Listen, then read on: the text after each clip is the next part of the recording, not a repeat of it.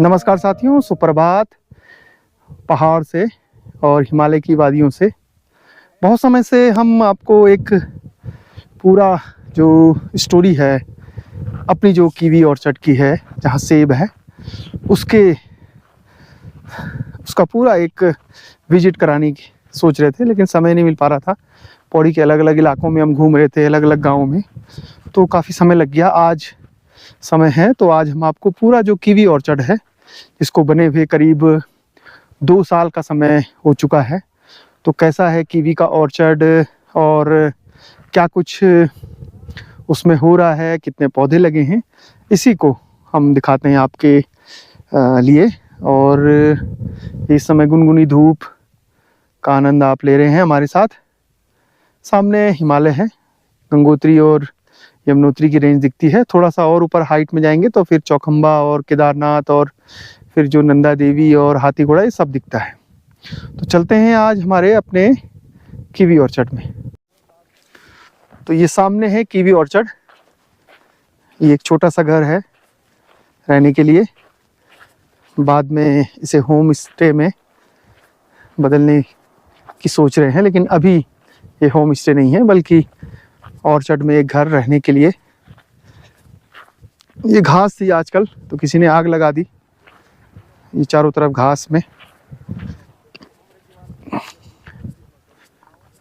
ये देखिए यहाँ गड्ढे खुद रहे हैं, क्योंकि पिछले साल कीवी के कुछ पौधे मर गए थे। ये बांज का पेड़ है और सामने नीचे सड़क है, सड़क दिख रही है। तो तमाम जो रोडवेज की, जीएमओ की सर्विस यहाँ आती है। तो ये अभी काम चल रहा है, जो सेब, अखरोट और कीवी के लिए गड्ढे खुद रहे हैं।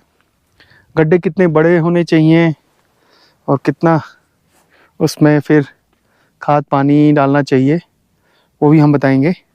ये नज़दीक से घर है और यहाँ पे पानी की टंकी भी है बनाई हुई, सेब, कीवी और जो खेती बाड़ी के लिए। तो ये हमारे नेपाली साथी हैं। गड्ढा खुदे मर गया है? अच्छा, तो गड्ढा खोद रहे हैं। इनसे हम करेंगे गढ़वाली में बात। और ये है नेपाल के, तो ये नेपाल के भले ही हों, लेकिन ये अब गढ़वाली हो गए। पूरी गढ़वाल में मान है, सब समझ दो। अच्छा, गढ़वाल समझ भी दो, गढ़वाल बोल भी दो। अब जो आ लोकल दगड़ तो आपसे गढ़वाली में बात कर दो बोले ना। खद होगी ब्याल बड़ी की। हाँ, 20 हो गया वाला, 20 से ज्यादा होगी ना। अच्छा, चलो लग रहा हो है। ये कीवी का पेड़ है, हमने इसकी प्रोनिंग कर दी है। ये कीवी हैं, कुछ कीवी मर गए थे। जैसे यहाँ पर एक कीवी का पेड़ था जिसके लिए गड्ढा खोदा गया है, 2 फीट गहरा, 2 फीट से ज़्यादा चौड़ा। ये गड्ढा, इतना बड़ा गड्ढा करना पड़ता है। इसमें गोबर डलेगी और फिर पानी और खाद समय समय पर। प्रोनिंग कैसे की है वो आपको बताते हैं। ये प्रोनिंग कर दी गई है, ये देखिए, ये ऐसे इसकी प्रोनिंग होती है।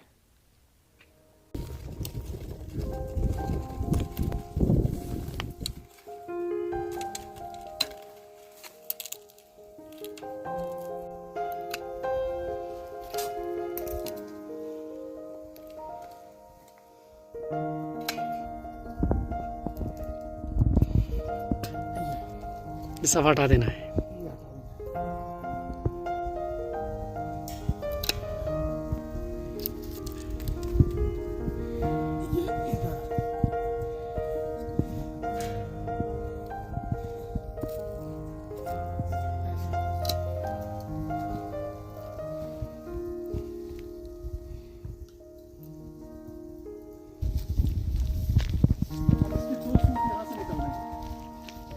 यहाँ से कट भी मार सकते हैं इसको ना, हटा सकते हैं। ये ठीक है, इसकी लोपिंग करने की जरूरत नहीं है अभी।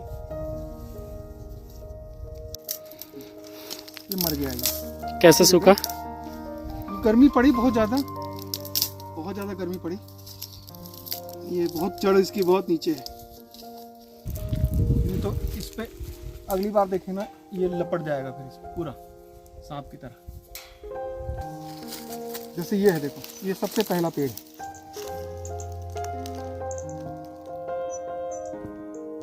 हाँ तो ये निकाल देते हैं।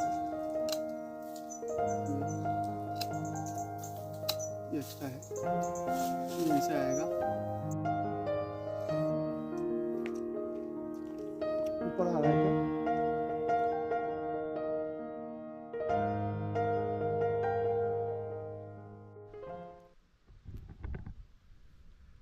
ये हमारा पहाड़ी गीजर है, इसमें पानी गर्म हो रहा है कंटर में। तो रोज़ हम लोग क्या करते हैं, सुबह उठते हैं, सबसे पहले पानी गर्म करते हैं और उसके बाद फिर खाना बनाना जो भी है, दाल भात रोटी सब्जी। अभी गर्म हो गया है तो नहाना धोना इसमें होगा।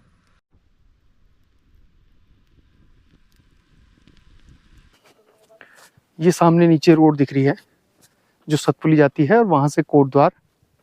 इस रोड पर गाड़ियाँ चलती रहती हैं, रोडवेज की भी बस आती है, जीएमओ की भी बस आती है। तो यहाँ तक पहुँचना बहुत आसान है, कोटद्वार से डायरेक्ट गाड़ी होती है। अब यहाँ पर ये है कीवी के पेड़, जैसे ये पेड़ है, इसकी प्रोनिंग कर दी है। प्रोनिंग आपने देखी कैसे की जाती है। ये एक पेड़ है कीवी का। कुछ पेड़ हम यहाँ पे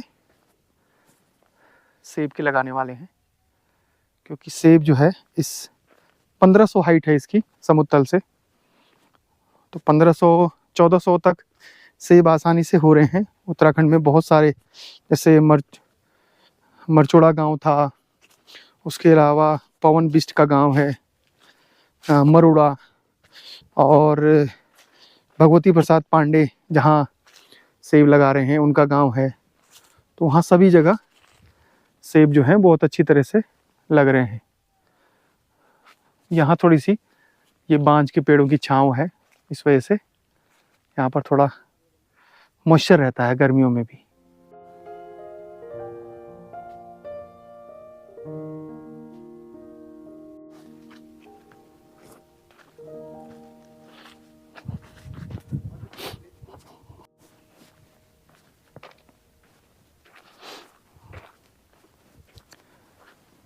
यहाँ पे कुछ पेड़ सेब के हैं। अब देखिए ये यहाँ से ये बर्ड निकलनी शुरू हो गई है, ये और जितने इसमें फल लगेंगे उतने रखने भी नहीं है, कम करने हैं। ये सारे यहाँ से अभी और खिलेंगे, 1 महीने बाद इनके फूल खिलने शुरू हो जाएंगे। ये पूरा पेड़ है, मतलब ये खेत काफ़ी चौड़ा है, तो इसलिए हमने दोनों तरफ कीवी और बीच में सेब चला रहे हैं। ये जगह पूरी खाली है, तो इसलिए इस जगह पे हम सेब लगा देते हैं। यहाँ पर एक पेड़ सेब यहाँ पर और लगेगा, और ये आगे कीवी है पूरा।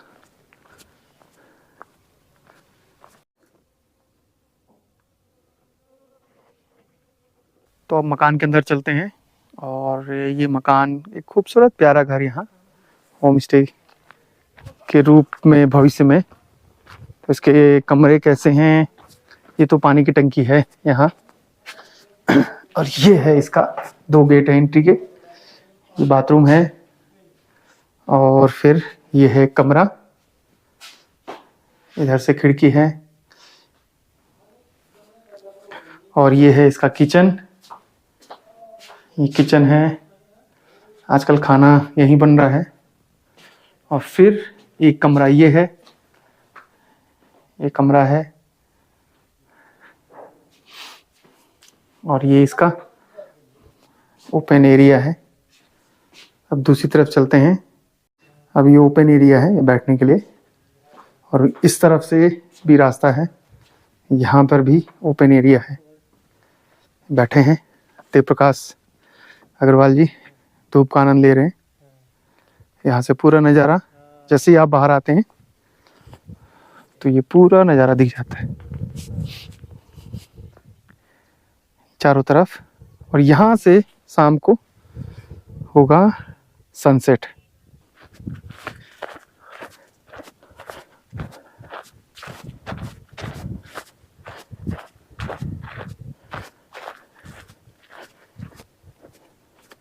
यह पानी की टंकियाँ सिंचाई के लिए और पानी पीने के लिए। ये पूरे बगीचे का ओवरव्यू है ऊपर से नीचे तक। सर्दियों में ये नज़ारा है, बरसात में पूरी हरियाली हो जाती है। बर्फ़ यहाँ नहीं पड़ती है, मतलब बहुत ज़्यादा मौसम ख़राब होगा तब जाके, क्योंकि 1500 के आसपास की हाइट है। लेकिन अगर बहुत ज़्यादा मौसम ख़राब होगा तब एकेश्वर और आसपास की जो पहाड़ियाँ हैं यहाँ बर्फ़बारी हो सकती है।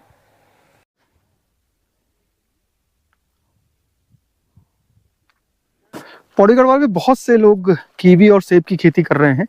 नैनी डांडा ब्लॉक में, थलीसैंड ब्लॉक में, एकेश्वर जहाँ मैं हूँ यहाँ भी बहुत बड़े बड़े कई वीडियो हमने आपको दिखाए भी कि कितना मेहनत लोग कर रहे हैं, कितनी मेहनत लग रही है। लेकिन अगर जो लोग बाहर रह रहे हैं वो लोग भी आपस में मिलजुल के किसी एक आदमी को करने दें खेती, चाहे कीवी का हो या फिर सेब का हो, तो कुछ तस्वीर बदल सकती है।